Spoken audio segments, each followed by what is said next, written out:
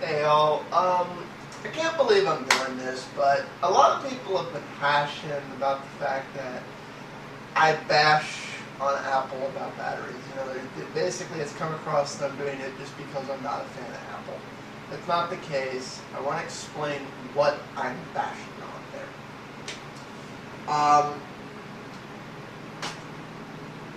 I'm talking about people who, okay, first off, when it comes to the laptops, there's two schools of people who get a laptop. There's the person who gets a laptop because they want a laptop. They don't need a laptop, but they want a laptop. They want to just have a computer they carry around with them everywhere, even though their work doesn't really require them to have it. They don't really need it for home. You know, it's basically they don't want to walk the 20 feet from the TV to the computer, so they just want to carry the computer with them. They're always somewhere where there's an infrastructure. They're never putting in more than an 8-hour day. If they are, they're in their office or cubicle where they have access to a wall plug, or they're at home where they have access to a plug. These type of people don't really necessarily need a laptop, they just want one because they want a mobile computer. When I'm talking about no removable battery being a bad thing, I'm talking about users who need a mobile computer. I'll give you an example. A few years ago, when this was my primary computer, I was putting in 16-hour days at a minimum. Some nights I didn't sleep. My work environment was not an office or my home office. My work environment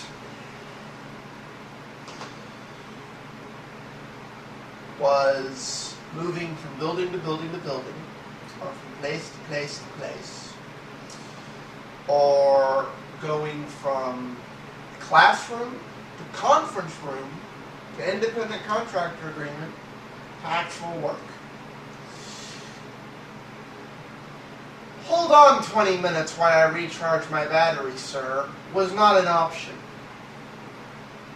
Battery went dead, I needed more power now, preferably before now. This battery is the one that came with the computer, lasted, on average, again this was about 4 years ago. Battery technology has improved less, but this one lasted 4 to 5 hours depending how I was using the computer.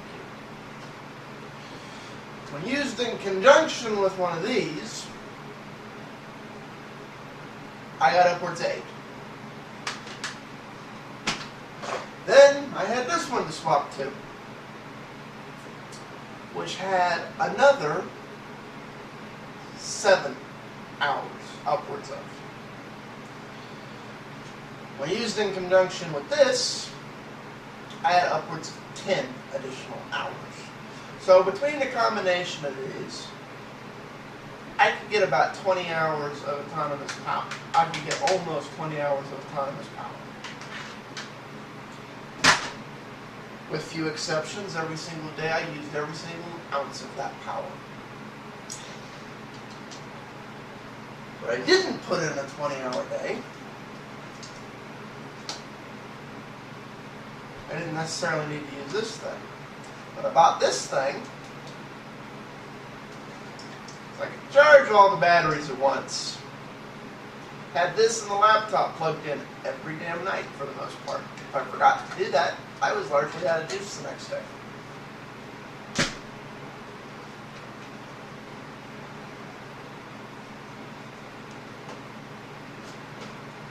If you're one of these people, your work environment is conference rooms, classrooms, or you're an adult student and you're moving from conference room to classroom to open field somewhere where there are literally no wall plugs. Oh, I need to go find a plug is, oh, I need to stop working. Now, a lot of people want to argue that, well, you know, it's been 8 to 10 hours, you should take a break. Believe me, if you're in that type of work environment, you'd love to, but you can't. If you're lucky, you got lunch at the vending machine or swinging by a fast food place. Your 20-minute break is driving from location A to location B. That's your break. And while it is possible to charge some laptop batteries in 20 minutes, you can't do it on 12-volt DC car source.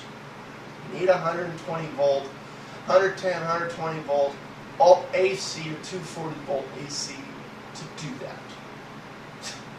So, for these people who truly need a mobile device, and so, if you'll notice, I don't criticize Apple for doing this in a MacBook, because a MacBook is not intended to be a pro-user computer. A MacBook is intended to be a lower-end computer for a lower-end average user.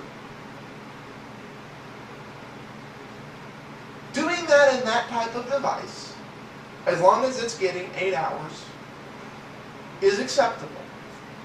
Because the average laptop user really only needs 5 hours plus of autonomous power. But there are the other class of laptop users who got a laptop because they need a pro machine and they need a mobile pro machine. You see, I'm doing them all in 6 months. For these people, having to drop everything and go find a wall plug and no longer be mobile, why that device recharges ain't practical. This computer was about $1,000 less than its comparable Mac at the time. Today, that price gap would probably be around, say, because I upgraded the RAM in this, and by the time you did all the same upgrades, the difference was about $1,000.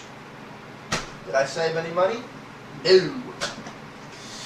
Spent more money on this. Spent more money on this. Spent more money on an extra one of these. Spent money on this and the additional wall plug for it. I spent the $1,000. But I got a machine that would get me through the day. Now, of course, back then in that day, that was an option with the Mac.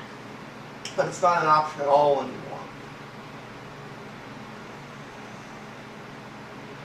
It's like I forget, there was a brief period there where Macs had the removable thing for the battery and hard drive. You didn't have to take the whole back plate off. So think. You can make arguments that the iPhone doesn't need this. You can definitely make arguments that the iPad doesn't need this. Although I will admit, the first thing every single person I know that switched from an iPhone to an Android device did was went and bought a second battery. I see these people using their phone all the damn time now. They wouldn't use their iPhone all the damn time because they still needed a phone at the end of the day, and if they used their iPhone all day, they'd kill it. It'd die in 6 hours. They use their Android device all dang day long because they know when it dies, all they gotta do is go swap. It's like, as a result, they're actually using the device to its fullest potential. But you can make an argument on the phone that that's not necessarily necessary. On a laptop that dares to call itself pro, that's gearing itself at a pro user, and I consider people who truly need the mobile device to be pro users. People who are road warriors, people who are autonomous, people who are business users. Those are pros.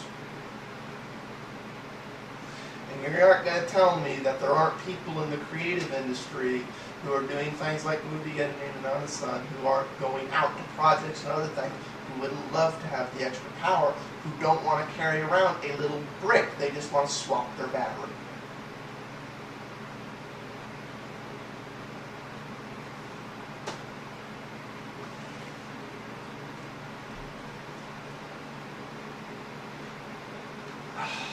Damn the YouTube time limit.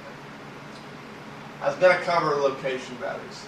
People have made the argument that, I can't do it. Up on time, peace out all. Anyways, that's why.